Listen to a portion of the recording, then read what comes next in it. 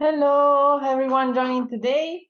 I want to welcome you to the Middle East Jeong Forum, hosted by the International Association of Youth Students for Peace, or IAYSP, in the Middle East and North Africa. So I want to welcome all you back, if you already came to this forum before.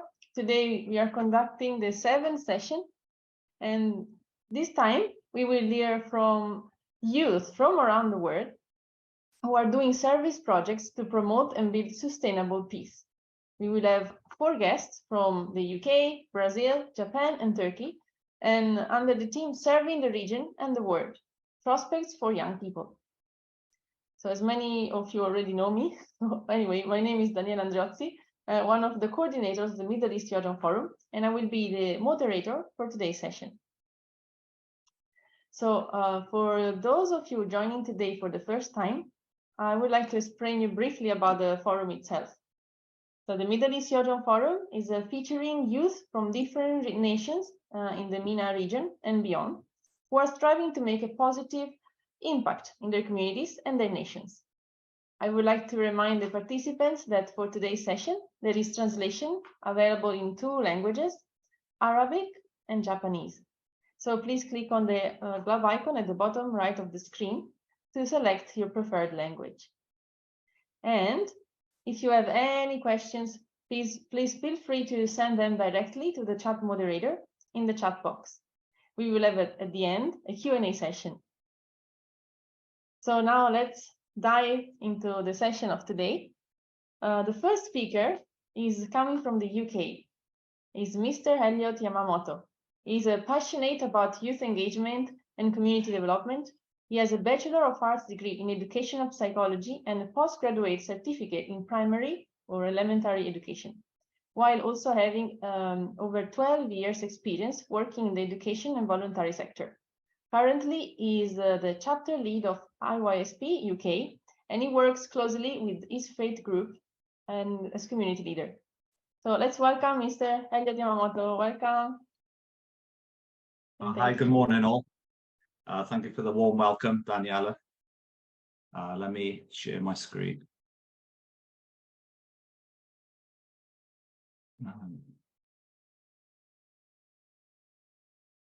One second, I just need to get the script up. Let me make you smaller. There we go. Perfect. So good afternoon all. Thank you to YSP Lebanon for having me, and thank you to all the participants who are watching patiently today. I really appreciate that you have taken time out of your Saturday to join us. That being said, if you are going to take time out of your Saturday, peace is the best cause. So today's talk is going to be focused on the word Jeong and what it means to me. So the word Jeong is a Korean word. Why Korean, you may ask? YSP's founder, Dr. Hak Jae-moon, is from Korea. The word Jeong has incredibly profound meanings. In English, it loosely translates to filial heart. That in itself could be another webinar to dissect and understand what filial and heart means for us in our lives. In university, my thesis looked at words, dialogue, and discourse, and how they are used to create meaning in everyday life. This is called discursive psychology, which is the idea that human beings create meaning through their language, and then that is expressed through how people speak, so we can understand people's internal words through the language or discourse that they use. So words or language or discourse creates meaning, which has very real world applications on how we live our lives and how we understand our lives. This has been particularly interesting for me, working in the voluntary sector and interacting with a wide variety of people. So I'm extremely interested in how language is used to create meaning. Today I have been asked to share about YSP UK's vision and activities. However, my goal is to first share my understanding of the word Jeong and its applications, not only through my voluntary work, but its wider applications within my life. So my story starts in Japan. I lived in Japan for the first 6 years of my life. I had a wonderful childhood. My grandparents were our neighbours. I would spend hours in the garden, going on bike rides with my grandmother to visit her friends around the local village, or helping my granddad tend to the garden with looking after the vegetables and fruits that were growing. However, one important part of my life was the practice of faith. In our home, we had an ancestor shrine within my grandparents' house. Every morning we would go there, ring the bell, place delicious, high quality food there, and offer a quick prayer. So why am I sharing this with you? This Shinto Buddhist practice was part of my life until I moved to the UK, where the notion of ancestry and spiritual realities is absolutely not part of British culture. Having become accustomed and used to those practices, and for it forming happy memories as part of my childhood, Korean concepts like Jeong are not unfamiliar to me.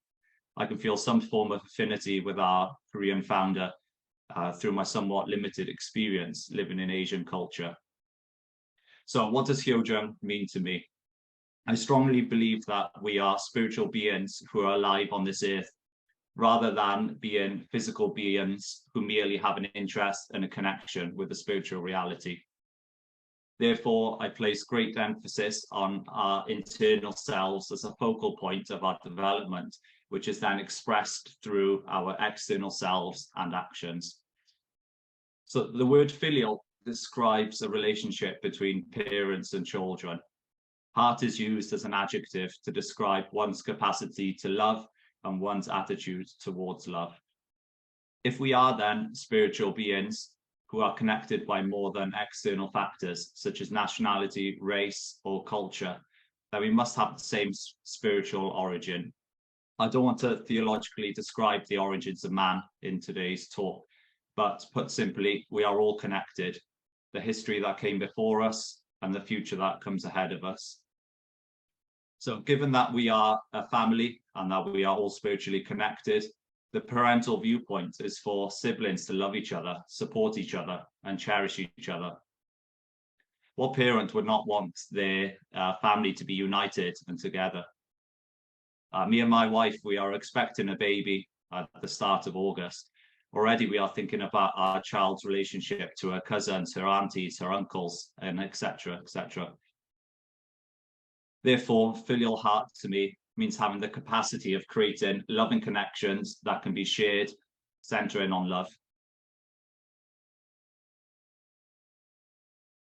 So what does this mean for YSP? So as my role as YSP UK director is to create loving bonds that can be shared with others. For love is not selfish or greedy, but wants to be multiplied and given freely. I want to add that love is a verb, it's a doing word. Love is an action. My vision is to empower youth to develop Jeong within their communities. In other words, my vision is to empower youth to love their communities more and build these wholesome connections. However, there cannot be love without unity. How can I sit here and talk about love when there are ongoing conflicts, poverty, desperation, and death? Academic literature describes that there are different types of peace. I'll tell you a quick secret though. I hate the word peace, and I think it is overused and oversimplified. The researcher Johann Galter has researched peace extensively. To put his research simply, and I'm definitely doing him a disservice by simplifying his research, there are two types of peace: negative peace and positive peace. Negative peace is the use of non-peaceful methods to achieve peace. For example, currently, the United States and the United Kingdom are offering millions of dollars of finance to Ukraine to purchase weapons and military equipment. The end goal is peace, but this is achieved through financing war. On the other hand, positive peace is the use of peaceful methods to promote peace. Johann Galtung highlights that there are inequalities within our communities. When talking to a friend recently, he said, I live peacefully here in the UK, there's no war, so we have peace. But peace is not defined by the lack of war, but rather peace can be defined, conflict can be defined by the inequalities within communities. Peace can be defined when these inequalities have been addressed and removed. Let me give you a few local examples. So in my local dog walking park, there was always rubbish being left there, whether it's beer bottles or empty food packaging. That being said, the council try their best to clean the park once a week. Yet there's much litter there. This can be an example of an inequality within the environment. Therefore, there is no environmental peace in the small village where I live. Another example, within my faith community, there are actually those who need to use food banks and who are registered homeless. So how can I sit here and say there is peace when there are inequalities and injustices? The same can be said when we look at social structures and the physical environment around us. So what YSP promotes is the use of positive peace, mobilizing youth and students to engage in inequalities that affect them and to take positive actions to combat them. And as you can see on the slide, I've got a few pictures there of examples, whether it's through interfaith work, promoting character development, or even painting and restoring the local environment. So talking about theories and concepts is very interesting, but what you are probably wondering is, what is YSP UK doing for peace?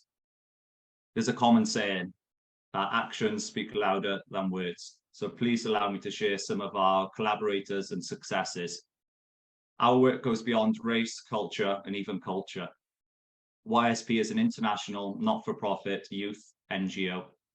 My role within the European team is to provide international collaborations and exchange opportunities for youth. Previous international collaborations have seen YSP UK participants visit Chisinau, the capital of Moldova, to help our international brothers and sisters with aid efforts to support Ukrainian refugees in the city. We did this through volunteering at the local refugee centre. We offered mental health support, food, youth activities. Here in the UK, however, we have 4 collaborative partners: the Universal Peace Federation, Women's Federation for World Peace, Cosmeston Lakes Nature Park, and very recently, the Mentor Ring. YSP UK's goal is to provide youth with genuine, meaningful experiences that empower them to become active contributors to society. We offer monthly volunteering opportunities, which range from conservation work and protecting the environment to coaching and mental health support for youth. Last month, we planted over 120 trees, cleaned local ponds. We went door-to-door fundraising, and we sent a team of volunteers to Pristina, Kosovo, to support the Pristina Youth Peace Forum. Earlier, I mentioned family history and ancestry briefly. What we, YSP UK, are building is a legacy. The fruits of our labour are not for ourselves, but for the future generations to come. I am motivated to tackle inequalities and imbalances of power within our society. I see it as our duty as an international NGO with special consultative status with the UN to train, motivate, and empower youth to leave the world in a better place than where we found it. You are alive today, you are in the moment. So what will you do? Through volunteering, education, and training, we can slowly not only start the healing process of the difficulties and challenges of the world, but to move hearts one by one through our actions. There are some fantastic speakers in today's webinar who I'm sure will inspire you with their actions and contributions to positive peace. I understand and appreciate that starting a project or volunteering project can be daunting. We all have different skills, talents, dreams, hopes, flaws, and even fears, which is okay. That is what makes us unique. Often taking the first steps are the hardest and the most unnerving. There will be challenges along the way, That is why we need to support each other with education, training, and fellowship. Each one of us has exponential potential and are far more capable than you would ever imagine. I genuinely believe that everyone has a responsibility to discover what your purpose is, and a responsibility to pour your wholesome being into that purpose. I'd like to end my short presentation with a meditation mantra. My university professor about 10 years ago gave me a deck of 52 mindfulness meditation cards. You shuffle them, take one out, and meditate upon the words on the card. When preparing this talk, this was the meditation card that was given to me. And it says, "The appearance of this life are just like a dream, changing and impermanent, because you must leave them behind. What can wealth and so forth do for you? Make effort in the now." These words are so beautiful and special to me. What is money, power, and status if there is no culture of Jeong behind it? What makes us rich is our filial hearts. And the currency of the world is love. Thank you so much for your time, everyone. I look forward to hear the next speakers. Thank you. Wow, thank you very much, Elliot. It was really moving for me to hear your presentation. And thank you for stressing out the meaning of Jeong and that actually is behind our forum, Jeong Forum. And how can peace really be achieved only through this Jeong heart. And so I hope all the people here can find our calling as you inspire us to. Thank you once again. And yes, I don't know, maybe you cannot stay to the Q&A, but hopefully, yeah, if people have any question, we can deliver it to you. So thank you once again. And yes, so as anticipated also by Elliot, that can't wait to hear the next speaker. So I want to welcome, a very quite famous person in the Middle East region, is Mr. Binod Podel. He was born in Nepal and is currently living in Istanbul with his wife and 2 children. He currently serves as UPF Turkey president. He has a lot of experience in social work, and he himself is a spiritual person and a man of deep faith. So yeah, please welcome him to the virtual floor. Thank you, Daniela. Wonderful introduction. Thank you. Anyway, yeah. So thank you very much for a wonderful presentation, Mr. Yamamoto. I think we meet somewhere, right? I feel we meet. I think so. Yes, I recognize your smile. Yeah, thank you. So I'm representing Universal Peace Federation. Especially, I'm going to speak on behalf of Turkey. And as you know, the UPF is international organization working together with United Nations. And today's my presentation topics: journey of peace. I don't know, I'm myself is man of peace or not, but I choose this way to live, and work for peace. So peace, not just the word, peace means complete, complete package. But if we, observe around, so it's difficult to see or difficult to feel, difficult to experience and realize. So it's hard, and each and every aspect in our society need to collaborate, elaborate to realize peace, prosperities. So this is Binod Podel, and originally I'm from Nepal. So Thaflejung, Nepal is my hometown if you search in Google. So I joined 2007 Universal Peace Federation, and also currently living in Istanbul with a wife and 2 small kids. So I inspired by our founder works and also their commitment for peace, sustainability, and human development. So as you know, we are very special consultative status with the United Nations. So general consultative status with the Cause and Social Council of the United Nations. We support and promote the work of the United Nations and achievement of the sustainable development goal. So Dr. Sun Myung Moon and Dr. Hak Jahan Moon, they are well-known international figures. So 2020 and 2012, so Dr. Moon, he passed, and Dr. Hak Jahan Moon, she is carrying the legacy of peace, and also she is leading the entire peace movement, and she's playing very important role to unite all leaders from different fields, different nationalities, and different perspectives, so to work for the peace. And so, yeah, globally, we have a lot of activities. Almost every single day, there is 100 of activities onto the Universal Peace Federation banner. So today, I'm going to share about Turkey, and especially after the earthquake.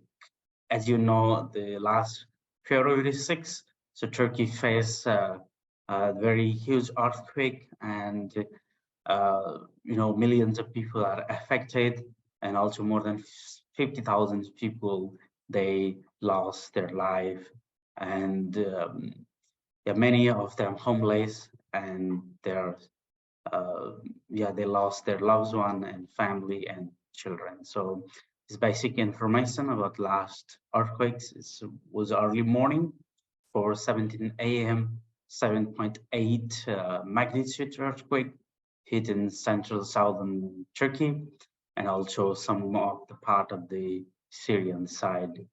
And the more than 10 provinces in Turkey that are affected, and it's really quite difficult to remember and express that feeling. So these are the basic information as well, and this line, this area, so the most affected area you can see in map. So also this side is Syrian side also, and because of the war and different situation, so rescue and other works is quite difficult in Syria. So but Turkey, so the government and also civil society and international organization, so more than 100 nations, they mobilize for rescue and for relief activities. So we also work from the very first day after this earthquake.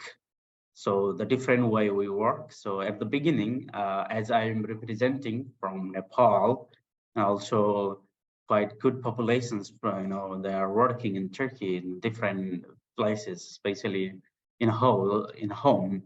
So housemaid and other job, our citizens. So, and many are working that side where is earthquake. So quite I involved from the very first day that the earthquake happened, and we involved for especially rescue and also to manage them, and more than 50 people we managed to send them for different shelter and also different province and different city to financially and other whatever they need, necessary stuff, so we arrange them for especially for the Nepalese community that time. So yeah, and I'm quite busy that time, since early morning until the midnight. So people are calling, their family are calling, and the medias are following and they're calling. Sometime I'm really even busy, one television finish interview and I'm jumping just another one. Sometime time are just as a match, same time. So it's quite a tense time, but I'm not saying, you know, what I did or maybe I get famous, you know, suddenly there, but it's really, it's important, you know, how we respond and how really, you know, we support each other by this teaching, you know, our founder guide us that, you know, living for the sake of others and do something, you know, for others, even if we coordinate for people without expecting anything, that gives, you know, people a lot of hope and a lot of really, you know, support, because the people are calling, they are crying, you know, because there is different situations there, but we try to manage to, you know, help them. And with next week of earthquake, we mobilize with small amounts of our volunteer, especially the place of Hatay, so one of the devastated area.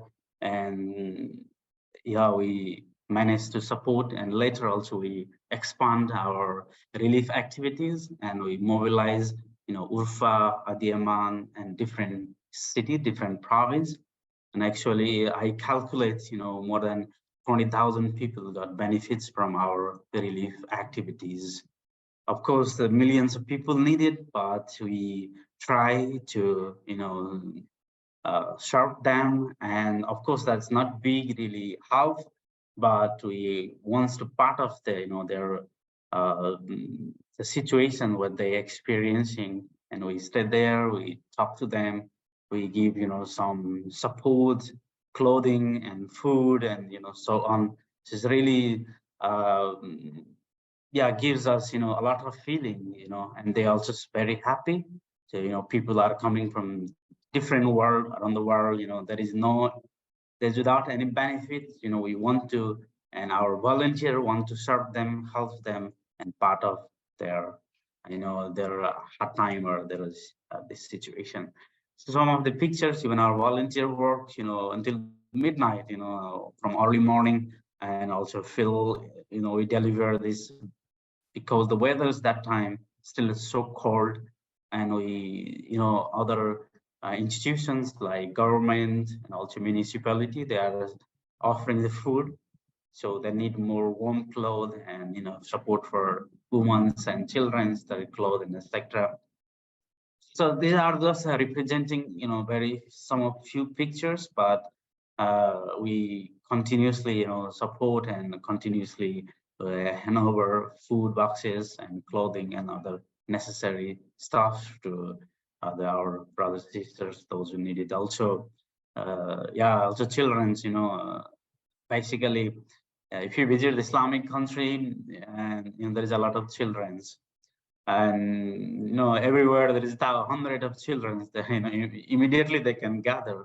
So also we share, you know, some material coloring and other stuff so that they can explain and forget, you know, from that heartbreaking trauma, heartbreaking the disasters. So these are some, and next our projects to working for the school, primary school renovation. So we will working for it also, and also we already start to work for container toilet and shower house, so that people can basically people are more not yet settled. You know, most of the people, they are living in container house or tent, but they are now, you know, their priorities change because they have food and, you know, other stuffs, but basically they need a place to take shower and also, you know, wash their clothes, and also they need the toilet.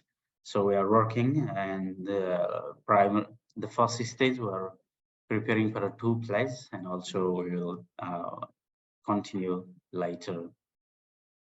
Yeah, this is the school. You can see the primary school. It's very nice school, but you need to work, and also some of the pictures.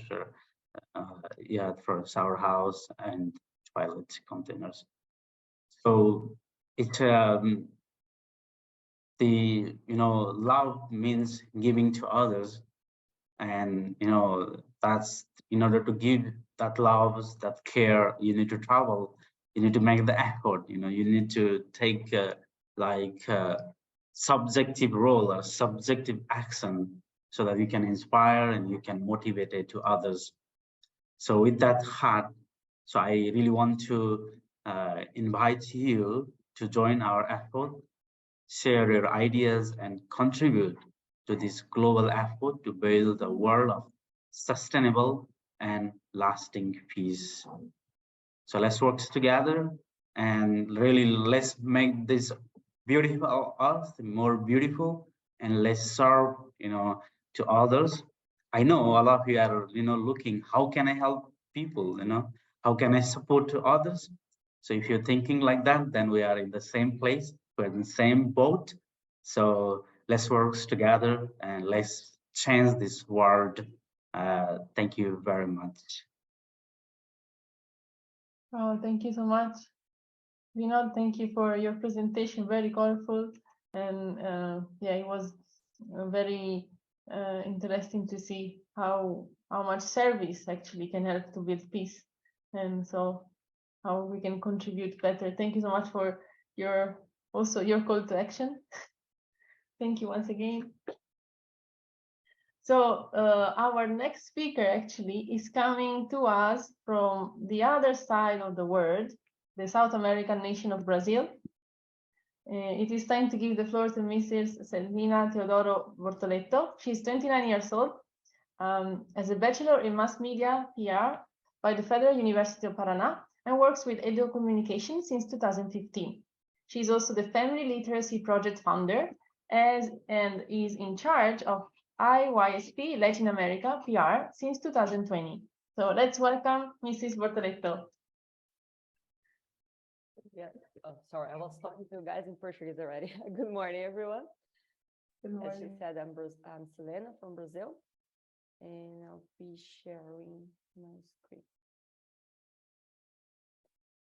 Well, here in South America and Brazil, for YSP, we have many different activities, from social to cultural activities.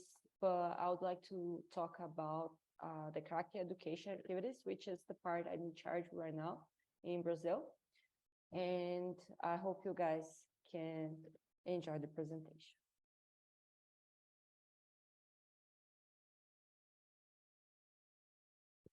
Well, first, I would like to talk about what we see as character education. It can be defined in simple words as a conscious effort to cultivate the virtues. Because we know that everyone wants to live in a better world, surrounded by people who have virtues and have good habits and behave well in society, contributing, cooperating.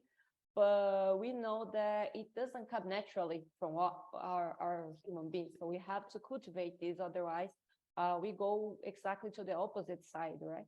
So character education has this kind of vision. And one of the definitions I like to share when I talk about education, thinking about the purpose of education, is that education is to make people desire what should be desirable and not desire what should not be desirable.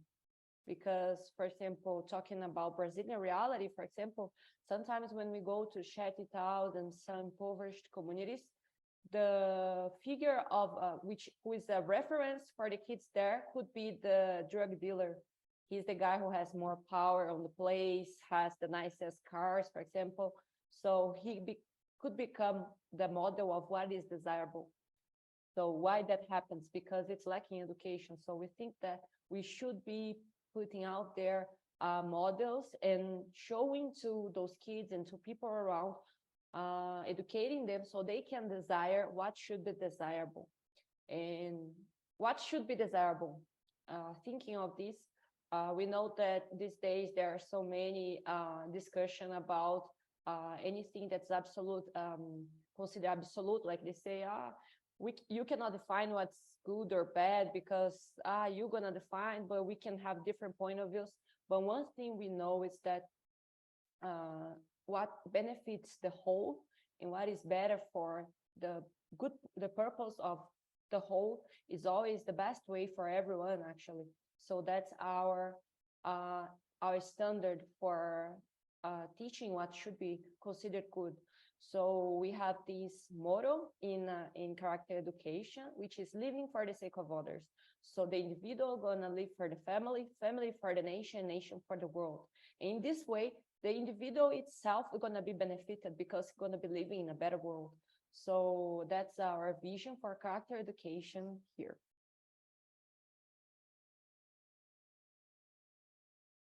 And then in this character education department, we have two main projects. One are the character education lectures we've been doing in schools. So let me just put the timer, otherwise I can. And we have already did these lectures in public schools in Brazil for more than 70,000 students.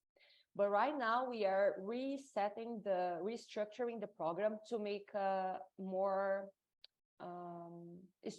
a program that they can follow several lectures and they can actually have action at the end, like lectures program for elementary education that culminates in a school or a neighborhood revitalization, and also a fairy tale contest.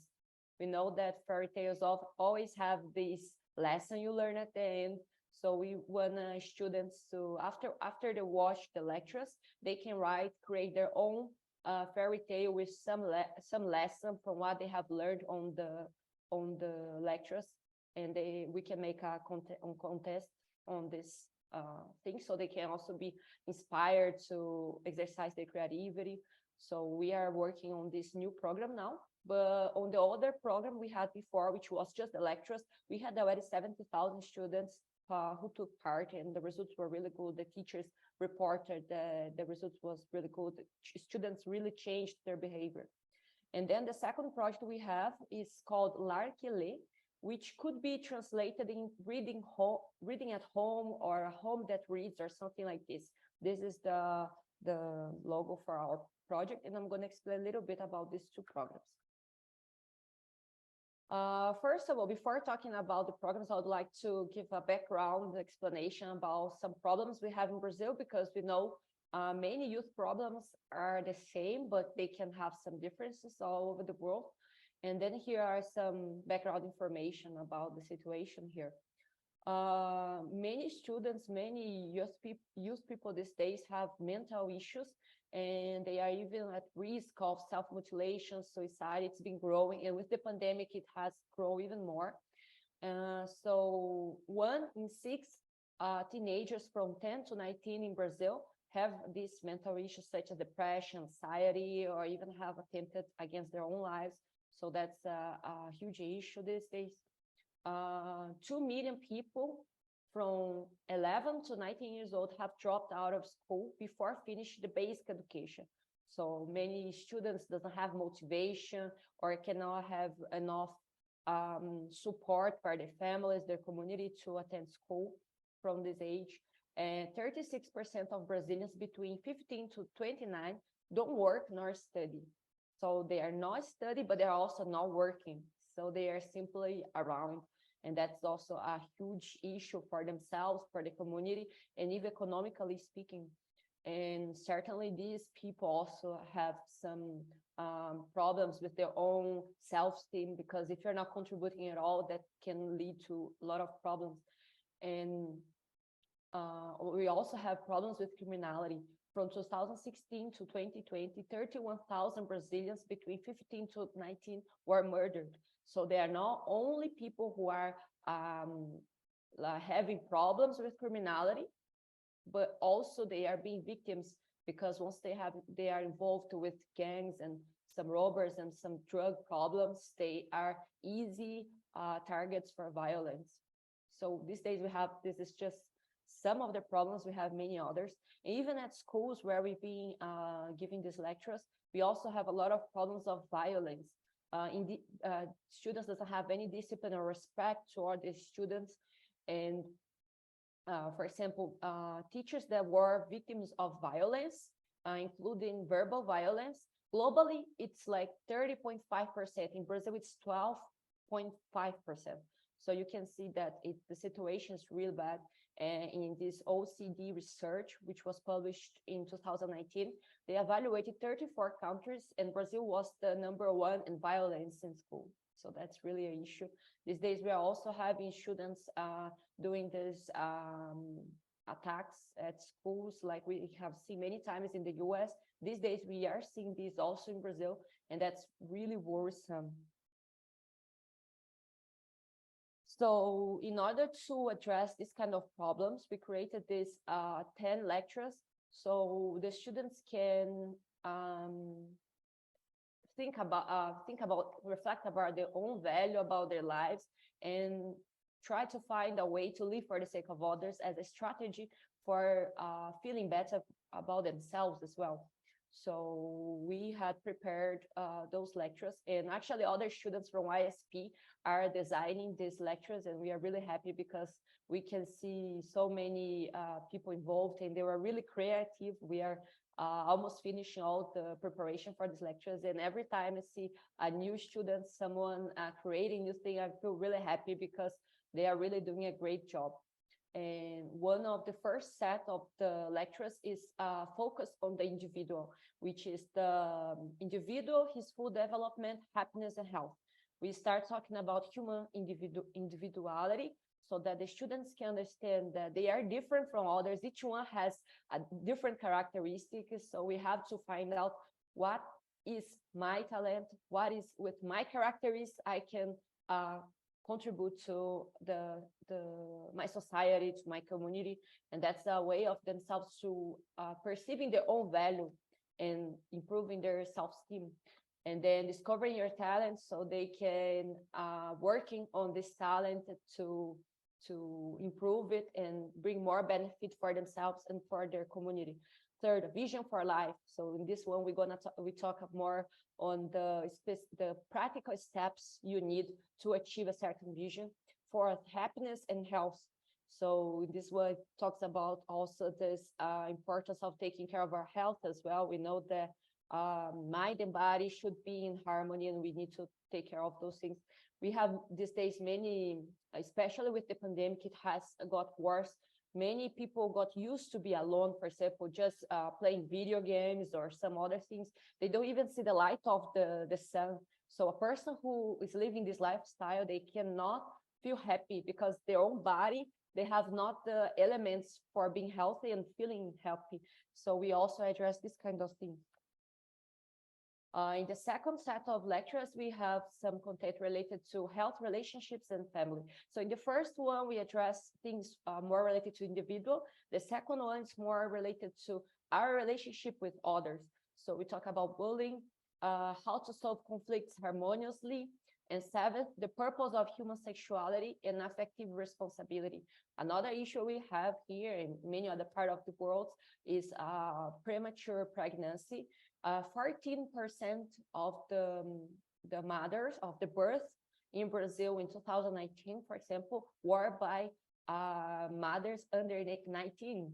And we know that it brings so many problems to the child and even to their own studies. They cannot study as they have a child that early and other problems. And we also addressing this kind of thing. And how to solve conflicts harmoniously. That's really interesting. This topic came from because a teacher has told us that after the pandemic, all the students got so used to be alone that when they are with their colleagues and they have some issues, some problem while they are relating to each other, they just decide to stay alone. They find like it's not necessary to be with others. So in this lecture, we address about these topics.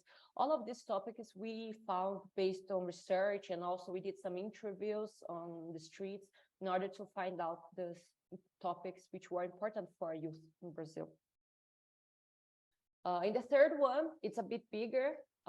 It talks about citizenship, peace, and development. So the eighth lecturer talks about environmental preservation in daily life, which is also important topic. 9 is citizenship, rights, and duties. We also have seen that these days, many people like to talk about their rights, but not as often. They are worried about fulfilling their duties. So that's why we also addressing this kind of topic.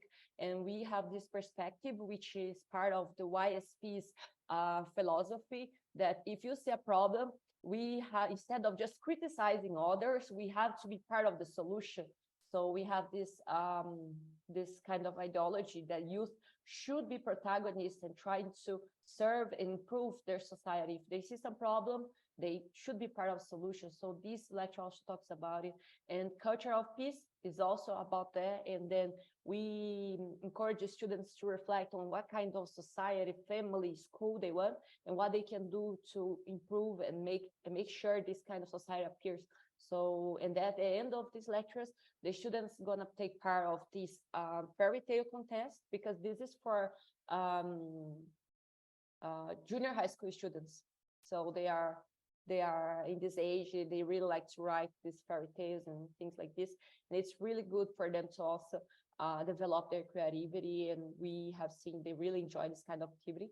And then also we work together with community and family to make a revitalization on the school or in their neighborhood as a way to practice this living for the sake of others.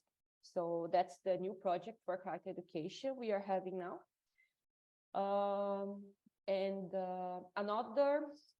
Another project which I have told you guys we have is this reading at home, Larkele, which is a family literacy project.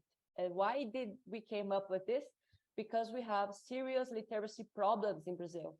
Even though Brazil economically has quite a potential and exports, and it's quite good, comparing ourselves with other countries with the same economical situation, we are far behind in terms of education. So one of the reasons is these literacy problems. Right now, 29% of the Brazilians can be considered functionally illiterate. 38 million people. What is that? It's people who can read, but they cannot really understand what they are reading, and they cannot make themselves being understood through writing. So that's such a problem. Only 12% of the population is considered fully proficient that actually knows and dominates the whole language.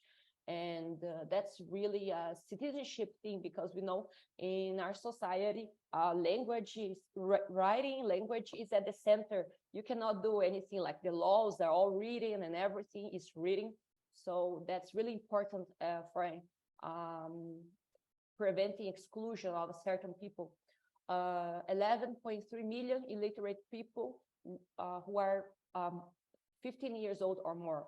And in São Paulo, which is one of the richest, is our richest state in Brazil, only 43.3% of public school students from finishes junior high school with adequate learning Portuguese, which would be just knowing how to read and write. Just this, but only 43.3% finishes being able to writing and read. So that's an issue, because we know first we learn to read and later we read to learn. So if you get a problem here, you're gonna have this escalating to all the other levels. And also we know that we even think through the language. Everyone here, if you think about like your way to process your emotions and reflect about anything, that's through the means of language. So if you don't have vocabulary and don't have language, you even have problems winding up your thoughts, right? So that's such an issue, and we are addressing this issue in Brazil. And it also got worse with the pandemic, because there were so many kids who couldn't attend school, and they tried to keep it online, but not everyone had internet at home or devices to keep on track on this online learning. And 66% of kids increased the number of kids who couldn't read by the right age, which would be 7 years old in Brazil. So that's an issue we have seen here. So that's why we come up with this project, Reading at Home, which is a family literacy project. And to summarize what family literacy would be, it is a set of techniques and practices that families incorporate into their routines that stimulate child development, especially language skills. These practices includes conversation, games, reading, storytelling, contact with writing, and various activities are part of family literacy. So here we have this family element, which is really important. We know that the family has a major impact on kids' education, formation, but unfortunately, we have been interviewing some parents, visiting. We realized that so many parents think that it's the school's responsibility. They have to teach their kids how to read. They have to teach their kids. It's their responsibility. They don't see themselves as responsible for that. And that's a huge issue. And one of the reasons we are having so many problems on this regard. And one here are listed some of the benefits for family literacy. It promotes discipline. So every day parents encourage kids and having this time to read and talk. That makes children be more disciplined. And we know that's really important because without discipline, we cannot reach anything in life. So that's really important. It also helps brain development. The brain itself can be developed through family literacy practices, improves the school performance, it strengthens family bonds because parents gonna have this relationship, taking this time with their kids, and contributes to emotional health, and also has permanent benefits for life, especially because we know that the first childhood, which is the period from 0 to 6 years old, is extremely important for human development. So if we invest at that moment, then you have benefits for whole life. On the other hand, if you don't have a good, you don't receive good stimulation at this period, you might gonna have some difficulties for the rest of your life. So that's why we are investing in this project. And here, our project, we see that it contributes to the quality education and reduce inequalities from the Sustainable Development Goals by ONU. And why we say quality education, it's easy to see, but why reduced inequalities? Well, we have, there are researches that shows that impoverished families and professional families or families that has better income, they have such a huge difference on their kids' language stimulation. Here there is this chart. I'm going to apologize because it's in Portuguese. The first one shows the number of words listened by kids from different economic levels. So at a 48-month child, comparing at 48 months, a child from a high income to a low income families have a difference of 30 million words they have heard. And then the difference of vocabulary is also seen. At the age of 36 months, a child with a high income family and a low income family have already the high income family child has double of the vocabulary of a child of a poorer family. So through this, we can see that it also has so much to do with inequality. But we know that like talking to kids, stimulating them has nothing to do with money. You actually don't need money to talk to your child and enrich their vocabulary. That's more like a cultural thing. So that's why we are working. So these impoverished families can also understand the value and can have support. And we are raising awareness and like visiting, making activities, so they can also stimulate their kids in order to these kids have this same development or closer development to these richer kids. Here there is this early child development. This is a chart which was made by James Heckman, who was the laureate for Economics Nobel Prize, and he found out that investing on the before kids start school, it's where you have more return in this investment. It's the kind of investment that has more return. And that's also why it's a good strategy, economically speaking, for these kids and for the whole country. And we are investing on this now on Brazilian communities. And here on the left, it shows a chart that shows that from 2009 to 2018, Brazilian government has doubled the investment in education, but they realized they didn't have any difference on the results. They have this test they do every year, and they could see, even though they doubled the investment, they couldn't have any difference on the performance of the students.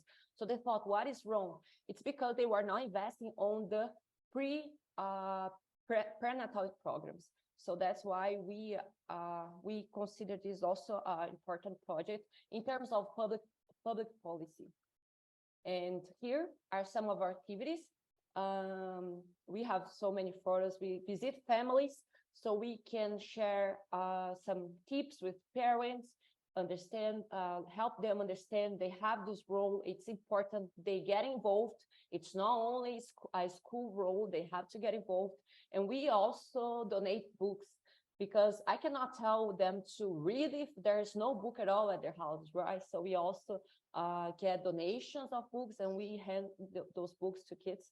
And it's really interesting because we don't need to say anything. Just having the book around, kids, they have so much curiosity. They already go around and get the books. So it's really interesting. So we have some kids which are subscribed in our project.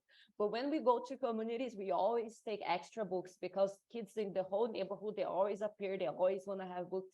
And then we have some online programs and we keep following up these families and they send us pictures, videos of their kids reading. We send some activities and we are in this way encouraging parents because we know that actually parents, they want to give the best to their kids, but they don't know how to do it. And especially with these busy routines everyone has, it gets more difficult. So we are trying to support them to improve according to their situation. We know they have limitations, everyone has, but we are showing this support and also giving some motivation.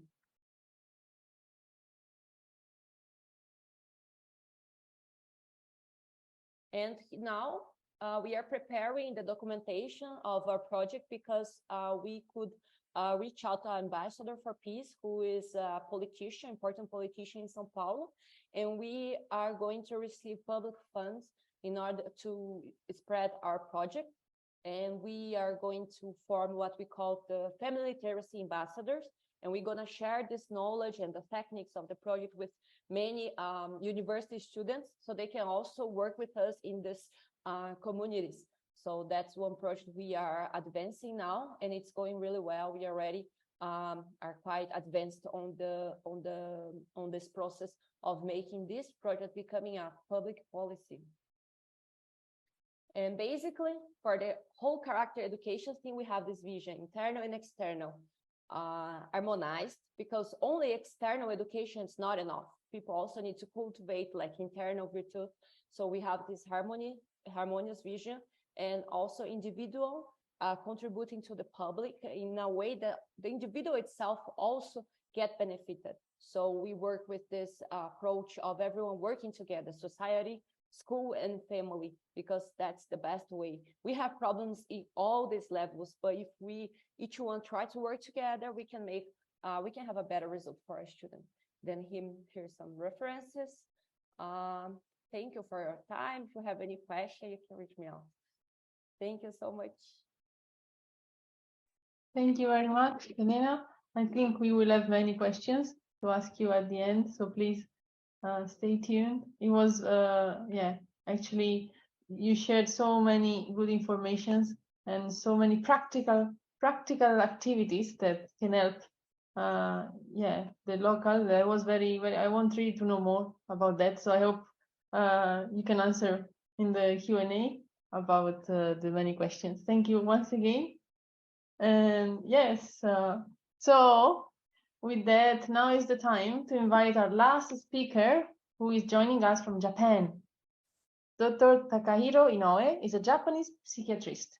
He usually practices as a psychiatrist and is also involved in family associations for the mentally disabled. He is also involved in international contribution activities as the executive director of CAMP, an organization that provides medical services from Japan to Cambodia. So we want to welcome Dr. Takahiro Inoue. The floor is yours.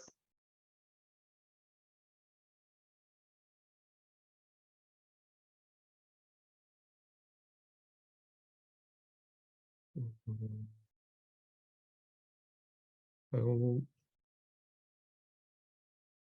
Okay. Hello everyone. My name is Takahiro Inoue. I am psychiatrist in Japan. I have 5 children. My house is always busy.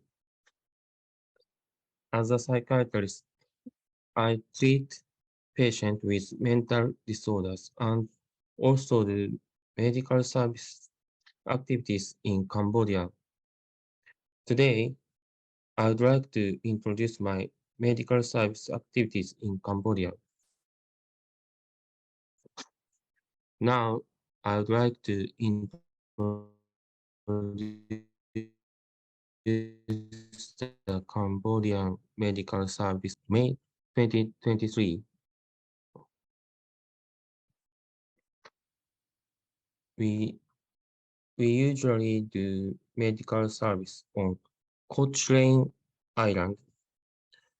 The island has population of about 3,000 located in Kratche province, about 6 hours by car from Phnom Penh.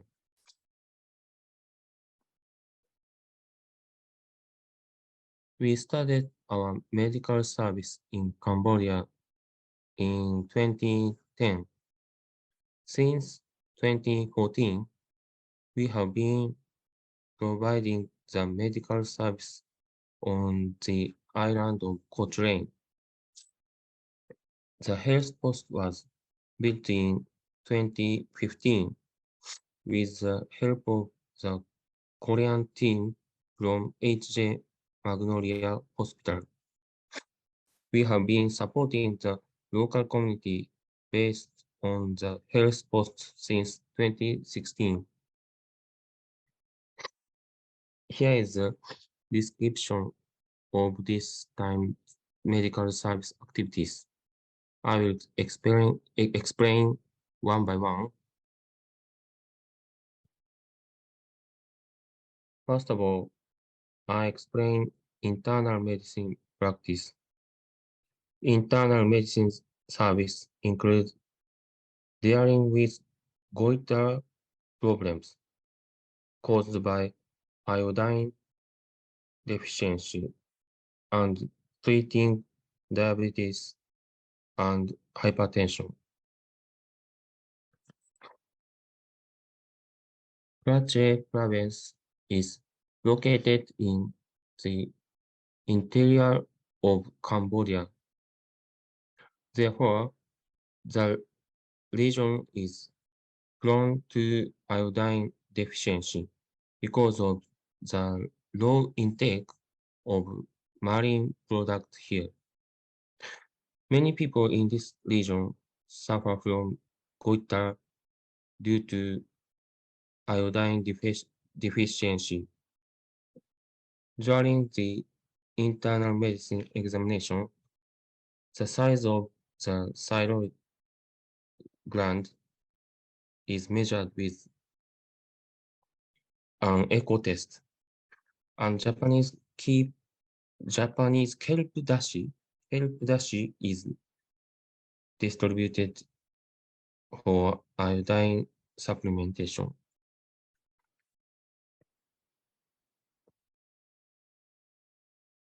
In addition, the people of Cochrane Island ingest large amount of sugar and energy drink without knowledge that they are bad for them because of their lack of knowledge about nutrition. Due to such a diet, despite being a poor area, there are many severely diabetic patients and tooth decay is a serious problem.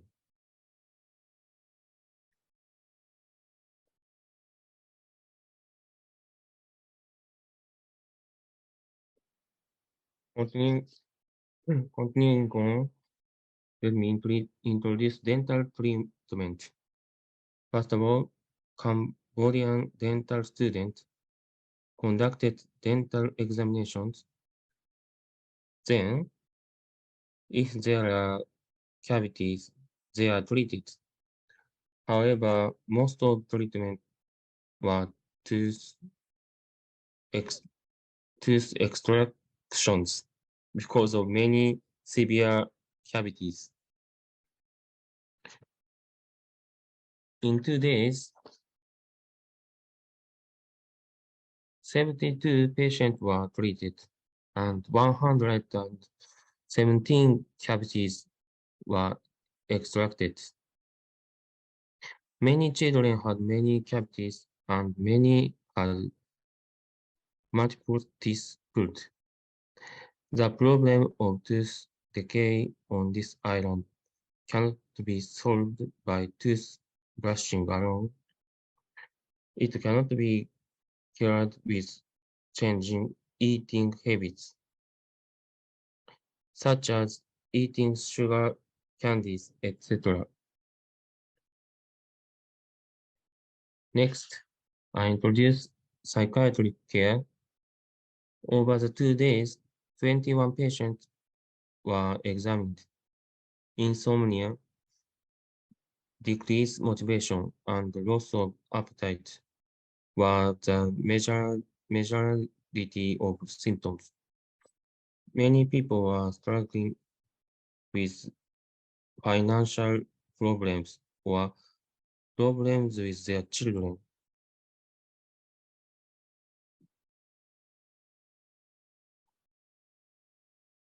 The following is introduction to blood pressure measurement in neighboring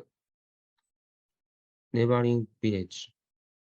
We took blood pressure measuring we took blood pressure measurements in neighboring village. For those who could not come during the medical service at the health post, our purpose was help people learn the meaning of blood pressure and increase their awareness of health by taking their blood pressure. Many of those who came for blood pressure measurement were in their 50s or older. More women than men came to have their blood pressure measurement. About 30% of all people had high blood pressure.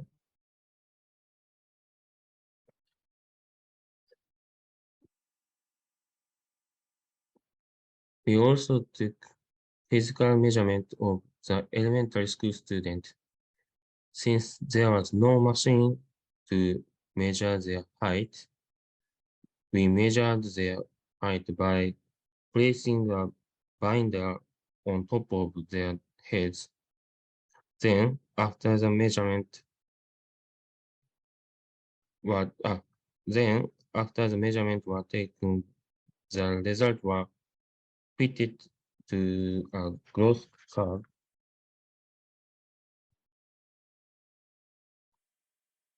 Height was average, but high percentage of patients were underweight. One possible reason for this is poor weight gain due to malnutrition. Undernourishment at this age leads to poor weight gain, followed by poor height gain.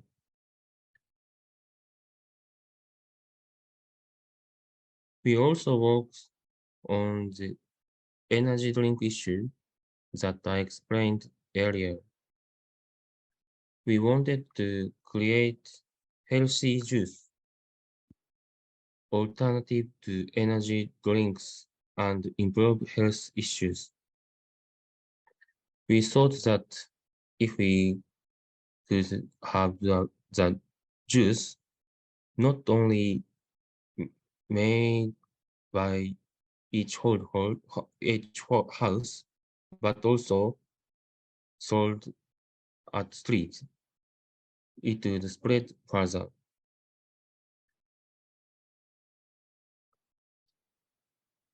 For this purpose, we used a soy milk maker and made soy milk juice.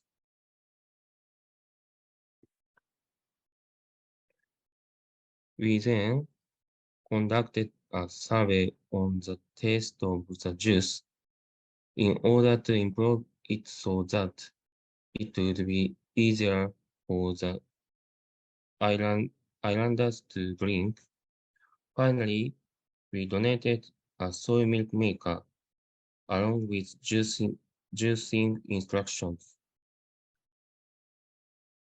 This concludes the activities report on the Cambodian medical service. Thank you for your attention. Thank you very much, Dr. Inoue. It was very informative. So many informations, and I think it's amazing how, everything is needed for peace. Yeah, from service and medicine, medical treatment is very, very important. So thank you for shedding a light on your project, and we want to know more updates in the future. So thank you very much. Thank you. And yes, so so it's been we received many different projects, and all together coordinated very well. And I ask you now to remain here while we invite the speaker that can be here to the Q&A. I think we will have only the two speakers with us because the others are busy and needed to go.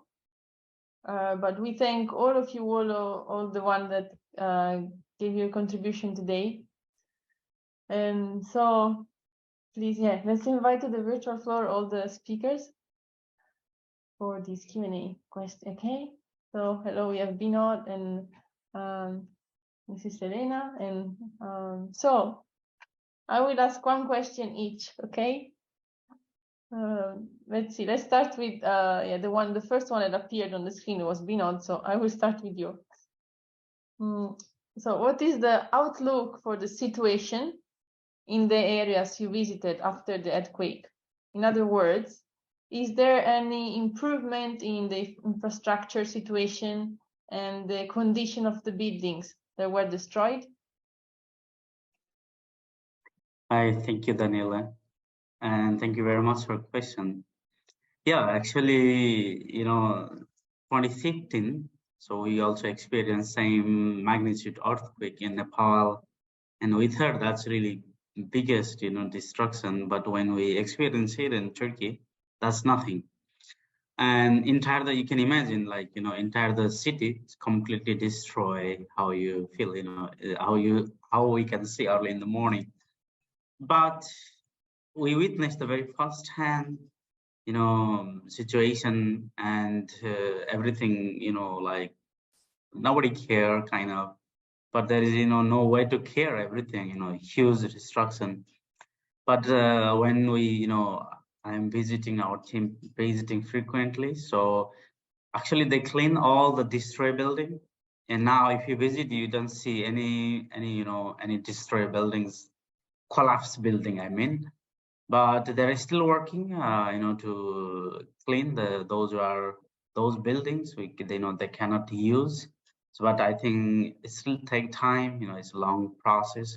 So millions of buildings are waiting for demolish.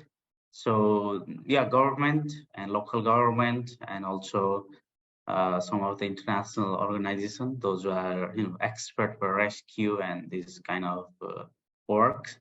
So they are working on it, but yeah, still take time, several years to really clean the place, and also like resettlement also, it's big challenge because millions of people are affected and difficult to provide, honestly speaking. There is nothing extra, right? Nobody build extra houses, nobody make extra container, nobody build these things, but it's take time. And also government, they already started to hand over some of the houses, like small, like family house, some the safe area, but this take a long time. And I hope soon I can share you next time the good news about the development and our works. Thank you. Thank you. I think it's very important after these earthquakes, to see how things proceed. So yes, I wish we can know more in the future. And so, yeah, let's jump to totally different point now. And Selena, I have a question for you. So you mentioned that you could approach 70,000 students through character education. Can you explain more on how you could achieve that practically, the number especially? Sure.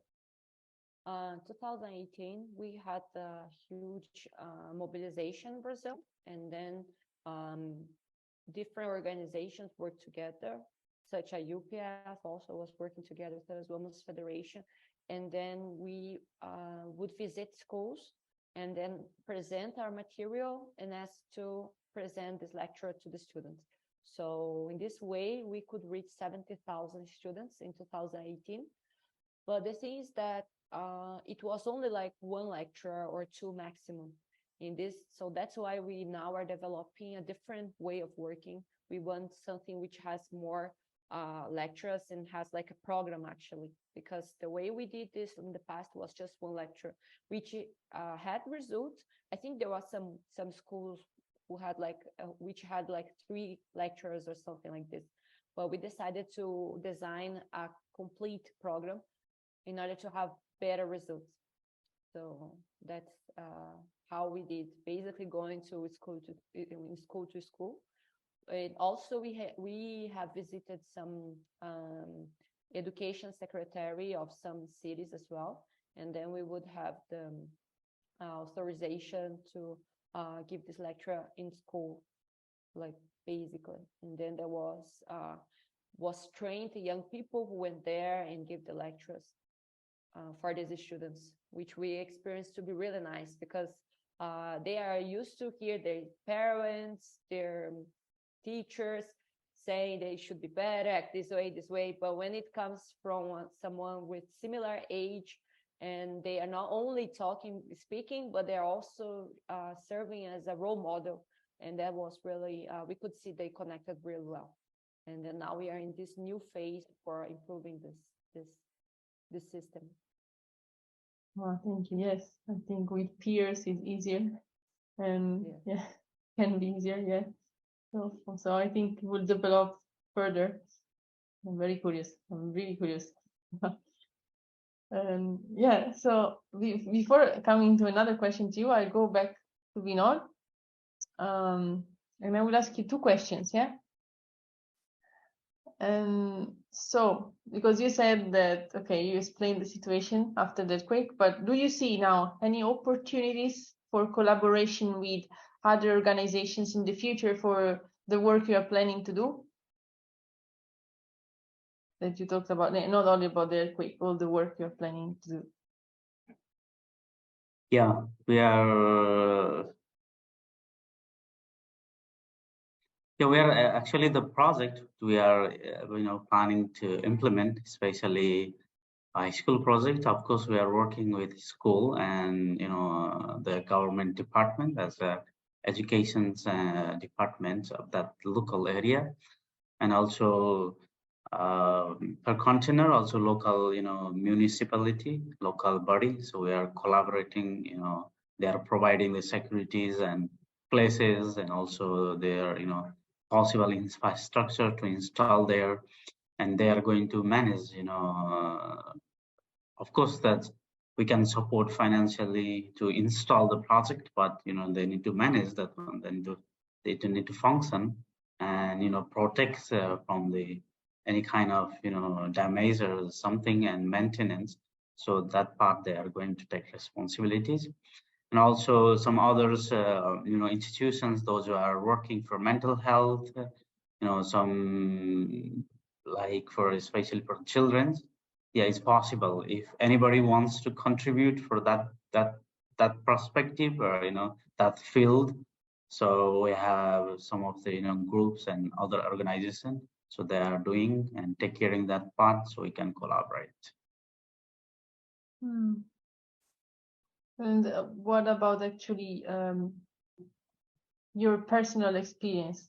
So what are some of the personal experience that you had when you went into the earthquake area for the first time? Yeah, it's for me to, took 3 weeks to recover from that disaster, what I witnessed, trauma. So it's not easy, and I think, I don't know, actually during that our first visit there and relief activities, so we meet several people, and many people are confused. And we meet also one doctor, and our regional president, Mr. Angeliti, was there with us, and he, took several hours, he's talking with her. And after, anyway, I invite her here to join today's our Hyojung forum. So she promised to join second, maybe she's here somewhere, I don't know. So she writes me, a few weeks before, because she's a doctor, and normally with her doctor is role model, right? So basically, our understanding. And she says she's taking, the depression medicine, the capsules she sent me. So I think many people are really, to say, disturbed, and their, mental situation is not good, not okay. So that's my, it's really difficult. And, when I visit there, when I see, it's really my way of thinking, and life is completely changed, because we, should be grateful every single day. Whatever, we work different field, and we're expertise for different field. We speak with thousands of people, make big, how to say, the influence, or are famous. But at the end, when we, come to the point, we really need to be grateful, and every single days, because we survive, and we have the opportunity to share not only this earthquake, whatever, in our society or in our community. I think we need to contribute, and that's my, honest lesson, and then reflection from that experience. But other hand, people are more joyful, local people, they're happy to invite you, and they want to share even tea, coffee, it's quite, interesting. And people are very humble, they don't have anything, but Turkish people, as you know, they like the tea a lot. Everywhere, they are serving you tea, and supposed to be, we need to give them joy, happiness, or the help them, to bring out from that stress or difficulties. But they are sharing, and they're very happy when, Sarah introduces from, Sudan, or, other from other world. So people are really, really happy same time. And I think only we are, our group kind of varieties people. Basically, other, like the own local peoples are there at the beginning, but we are quite multinational and multi, field people there. And they are quite, interesting. Of course, losing life is not easy, and every day when we cross the where we're living there, and then to going to city area and distributing relief items somewhere, we are always crossing through the cemetery. And those who are, died there, they're, I would say, I don't know the exact words, they're bringing there, and then they are buried the place, the new places. And, there is 100 of cars, hundreds of ambulance, and also there's imam, like priest, who's praying for, 24 hours, even. And at least they are giving, those who are really die or sacrifice their life, at least, they are honoring them, or they are, providing that kind of funeral, service, so that at least they can, I think, feel something, I don't know, morally or spiritually or internally, their heart, their soul, can release or relieve. So this, when I witness this, all of this, it's difficult, sometimes it's very hard, but we try to overcome. And also, we but we continue our works there. And yeah, I think yeah, there's many things, you know, to share. Maybe take another hour, but yeah, it's really difficult. But at the same time, you know, we had opportunity to work with the local people. That area is completely different than Istanbul, you know, and most of the people are speaking Arabic and Turkish, and the food culture is very different.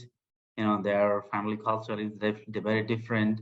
We did not witness and learn only, you know, the disaster, but we also had opportunity to learn their culture and their practice, even, you know, difficult time. That's my mixed reflection. Wow, thank you. You gave so many. Wow, thank you so much. Thank you. There is so much to say, but it was very, very complete. Thank you so much. And yeah, I have some question again for you, Selina. So this is about your other project, no, actually I think it's the same project, Families Literary Project. So how do you identify and get connected to the families, yeah, and to let them be part of the family literacy project? We visit the communities and we go house by house, and then we can work already with this community. So that's how we are doing. So we can visit the family, know more about their situation, because also when it comes to family literacy, you have to adjust the ideal with their own situation. So that's how we've been working. And then now we are putting more efforts on preparing materials and also forming new volunteers so they are able to deal with those families. And then we go to the community, visit them. We also have a survey so we can know more and we can improve every time our strategy of approaching them and understanding exactly first if they understand the importance, if they understand why they're not doing this kind of thing. So we are finding out so many different things so we can improve our project every time and be more effective.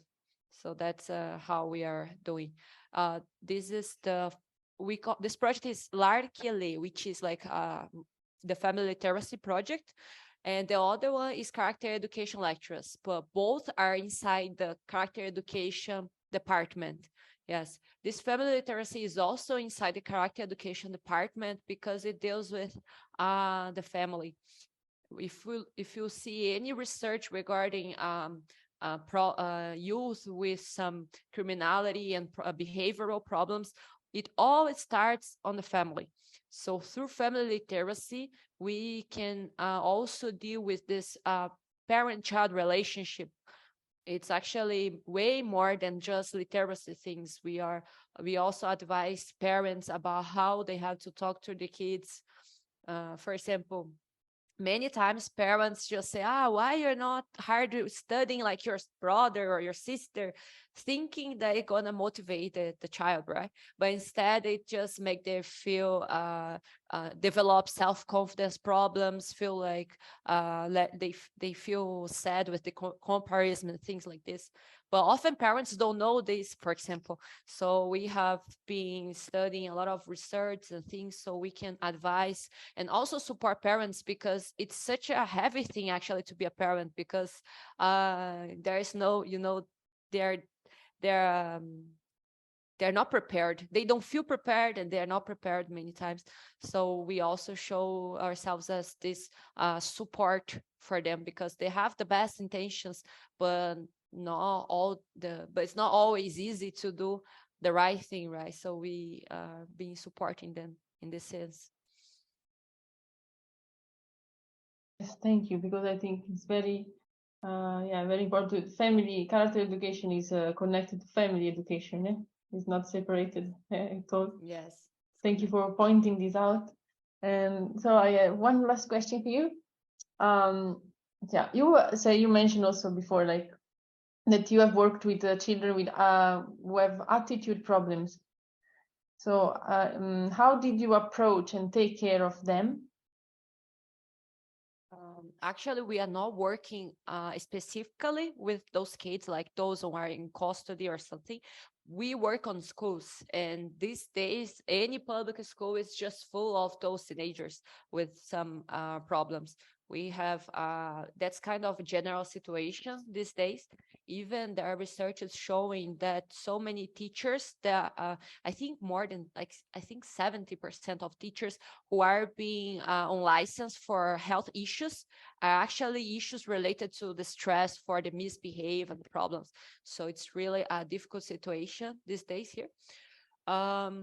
Basically, what we for I think first strategy is having someone, some peers, someone same age talking to them, which is something new. Usually they just hear older people and they feel like it's some old person just like throwing some morality on them, and they don't receive it that well, right? So the first thing, we have other youth stepping up to share those lectures, and also other youth who develop these lectures.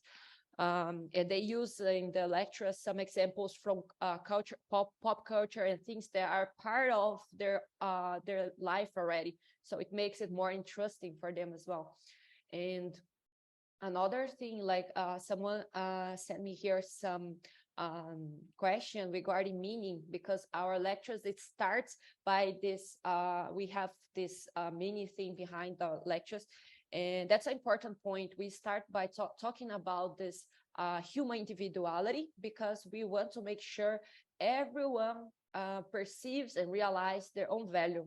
Because when you realize your own value through living for the sake of others, that's what we want. We see that we have interviewed some youth, and we realized so many of them have anxiety, depression, self-esteem problems, because they compare themselves with others. And when they do this, not always they can perceive their value, because they're different. And social media has also playing a huge role on this. Everyone's showing off how I'm traveling, how rich I am, pretty I am, and then some others who cannot keep up might feel like they don't have value. So especially for teenagers, at that time they are forming their personality, it's really an issue. So we think we are working on this sense that you are different, that's true. You are different from others, but that's actually what makes you special, because you can help the society, your community, in a way that only you can do, because you are unique. So that's the kind of thing we want to make them reflect on.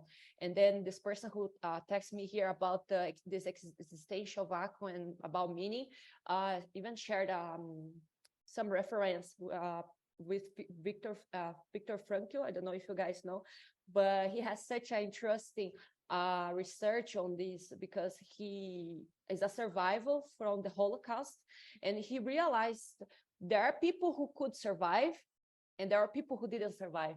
And he made a study, and he realized what was the main difference between the ones who could survive at such a huge and terrible situation was the ones who had some special motivation beyond this thing. They were not thinking about themselves. They had someone to take care of. They had someone they loved, they want to meet, or something like this. And that's strictly connected with this living for the sake of others. So if we keep our motivations in ourselves, it's so difficult to overcome the challenges. And those youth who have problems, many times they come from families that have such a horrible environment situation, or live in communities full of violence, drugs. So it's a very dangerous environment. So if they don't have the really strong sense of value and this character, it's really difficult to overcome those things, because the easiest way is actually to be involved in all those problems. So it's more like a way of rising this reflection, instead of just going with the flow, which what happens many times. And then in that way, we are trying to raise awareness on this, but not only that, because after the lectures, we also let them experience the joy of doing something for others, because we have this activity where they make this mood task at school or community. So more than words, they're going to experience themselves the joy of doing something for others, which we know it's very powerful. Like the other speaker was saying, like they go there to help people, but they just fill them with so much love and gifts and tea everywhere. And that's exactly what we experience. Every time we live for the sake of others, we actually receive much more than we have given. So we experience them, we let them experience this in practice. So basically, that's the way we've been working, and we've been structuring these lectures also with some research. For example, there are researchers talking about people who are like on hospitals on their last days. If you ask them about the regrets, no one gonna talk about some individualistic thing or material thing. Everyone has a regret that which is related to living for the sake of others, people you love.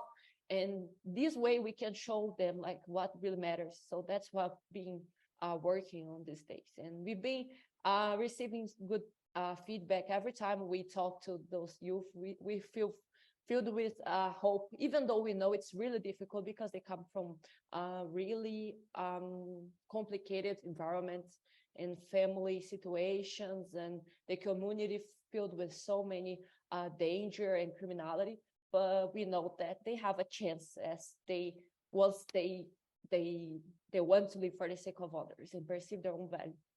So basically, that's what we've been working on this character education lectures. Yeah, and thank you. They actually, this what you say, what your presentation actually gives hope to all of us.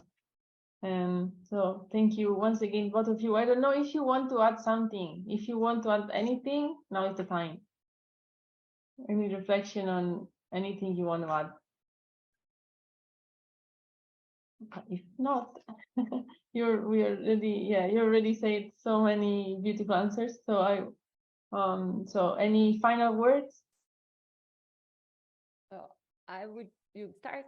Okay, you start. Please go ahead, Selene. I just want to thank everyone. And if you have any doubt, want to share anything, you can contact me.